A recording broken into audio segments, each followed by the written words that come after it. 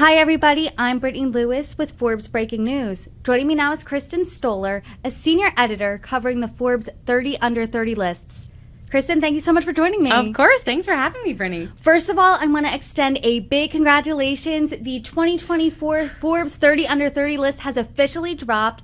I know how big of an undertaking that must be. Yes, it just feels like a giant, weight off my shoulders and like I gave birth to a baby. So I am thrilled that it's live. So let's just start from the beginning here. Okay. Let's talk about logistics. How do the under 30s get chosen? So there's a lot. It's pretty much a whole year-round process. So we open up our nominations for this North America list in the spring. This year, I believe it was around March or April. We got 11,000 people who applied for just the North America list itself. So our reporters, I have a team of 54 reporters who work on this list with me for all 20 categories, and we read every single application. We look through them, we vet these people. Sometimes we'll reach out with a phone call, sometimes an email. And that's one way we're getting candidates. The other way is with good old-fashioned reporting. So we're scouting year-round for people in our beats who we think are the best and brightest in their categories. We're talking to our sources, analysts, and doing some reporting that way. So it's a mix of both people applying or being nominated by a friend, family member, or colleague, and then also our own scouting and reporting. And let's talk about how you're whittling this down. Not only you, but judges too. So it goes from over 11,000 to 600 entities. Describe that process. Yes. So we have a team of 4 expert judges for each category, 3 or 4 depending on the category. And these are people who are the top people in each of the industries they represent. We've had everyone from Taylor Swift be a judge. We've had Tory Burch be a judge. So people who are A-listers in their field, of course. The creme de la creme. Exactly. So we as reporters take a look at that 11,000. We try and narrow it down to who we believe are the top about 100 to hand off to the judges. And then from there, the judges then score that roughly 100 people and give their scores back to us. But we're really looking at, because it's Forbes, we're looking at the financials. So we're looking at funding, revenue, we're looking at valuation, who people's investors are, what their revenue model is, if they have a solid idea that's never been done before, if there's the potential to scale. So things like that are top of mind for us. And you mentioned there are 20 categories. Can you go through the Yes. different categories a bit for us? Absolutely. So we have everything from the more creative side of things, which is music, entertainment, social media with our creators, sports, which is a big category, and games. We have esports too. Art and style is a big one. And then we have the finance, the venture capitals, the tech, consumer and enterprise, food and drink, marketing and advertising, media, and science, healthcare. It really runs the gamut. We have 20 of them, so I encourage everyone to look online and read all of them, but those are just some of the top ones I can think of. The list continues to be inspiring year over year over year. What are some of the inspiring stories this year? Does anything stick out to you? Oh, yes. There's one story that I love. Raja, who is our social impact call-out with her co-founder, Ray, they co-founded this company called Invisaware, and it came from when one of the co-founders was in college. She had a very scary experience that a lot of women have, which is she was being catcalled late at night walking home from a class. One of the men got out of the car, and she got very scared and just ran all the way back to her house. And from there, she was kind of inspired to rethink the 911 call and rethink, how women can feel safer at night and just when, pretty much in any setting. So she teamed up with one of her friends from college, Ray, to create this jewelry, which is called Invisaware. And it's like a little button about that big, either on a necklace or on a keychain or on a bracelet or a watch. And if you double tap it, it'll connect you with an ADT security. And then from there, you have the option to call 911. So I think they did about $6 million in revenue last year, and it's taken off. So that's one of my favorite stories. She's one of our big call-outs this year on the social impact list. That's incredible, and that's a story many women, many girls can relate to. Absolutely. I do now want to pivot a little bit, and you actually broke the list down by some numbers. Yes. What are some of those stats? Give us a taste of that. I absolutely can. Okay, so the first is the total funding raised by all of our people on the list is $3.6 billion this year. And interestingly enough, that is down from last year. Last year it was at $5 billion, again. And I think just people were there was so much funding floating around after the pandemic, and now it's finally come back to normal. And is that a normal number now, that in the 3 billion neighborhood? That's pretty normal based on what we've had pre-pandemic. The youngest person on our list this year is 15 years old, if you can believe it. So the average age that we have on the list is 27. This year, we reached an all-time high with gender parity, which I am thrilled about.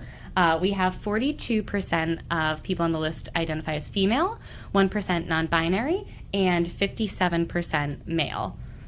That's incredible. Love to hear more women's stories being highlighted. Another number that you pulled I found very interesting was the average amount of hours per week worked. Yes. What does that look like? 66 hours per week these listers work on average, which is up from last year. Last year it was 64 hours a week. So sadly, they're putting in the time. More, I know. Don't like to hear that. You know, no, not at all. Putting in a lot more time, but getting great results, being on the list. And when you boil down the list this way by the stats, what is surprising to you? I think the most surprising thing to me is, well, I guess this shouldn't be too surprising, but obviously this is the greatest number of Gen Z that we've ever had. And we're starting to get more of Gen Alpha too, especially with, the youngest being 15. That was super surprising. The number of immigrants has always stayed pretty much the same. This year you have 23% of people on the list are immigrants, and 43% self-identify as people of color, which is really exciting. So those have been some interesting, surprising things for me. I do want to talk about Gen Z a little bit, because as millennials start to age out, become over 30, you're seeing more Gen Z on the list, as you said. So what is the difference that you're seeing between the Gen Z generation, perhaps the Gen Alpha generation, from millennials? I think for me, and as a millennial member, which has been I've learned so much from Gen Z. I continue to every day. Yeah, I think it's that they are not afraid to really put themselves out there and promote themselves, whereas I think for us millennials, it's like, take what you're given, like, be humble, do this. They're in a great way, like, really promoting themselves and pumping themselves up and saying, like, here's why I'm awesome, here's why you should consider me, and they really reach out in a way that I feel like millennials are sometimes scared to. And I love that. I want to channel that energy all the time. I do think in the difference I've seen is that they are more self-assured, where our generation definitely has a lot of self-doubt. 100%. And I'm working on it, and Gen Z is inspiring me. So. Oh, absolutely. And you and I had this same conversation last year, so I'm curious how this year is shaping up to be different than last year's list. This year, we are seeing a lot of AI, and that's like the big buzzword right now, but I feel like I'd say a good majority of the applications mentioned AI in some way. We have, on our marketing list, our big call out there who did the photo shoot with us is with this company called Tavis, and they are using AI to change the face of marketing, which is really interesting because you don't really feel that way about marketing and advertising, but they're doing this thing where you, as a company like a Salesforce or a Meta, can record a video of yourself, and then using AI, it'll clone the video hundreds of times and put in a different word or phrase or person. So if you're pitching a client or saying, it'll like put in their name instead of it using AI. So that's been cool. We have AI for insurance, AI bots selling insurance, which is really interesting. So that's been a big theme this year that I feel like has been quieter in previous years.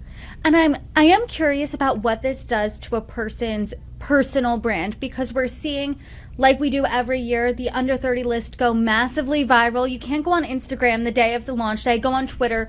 It's automatically trending. You see who's a new under 30. What does this do for your personal brand? I can only speak anecdotally from what our community members have told me, but I feel like for a lot of them it helps, with funding. They are able to get conversations with venture capitalists and other people that they might not have been able to before. So I think that is a big get for them. The other is just the sense of community.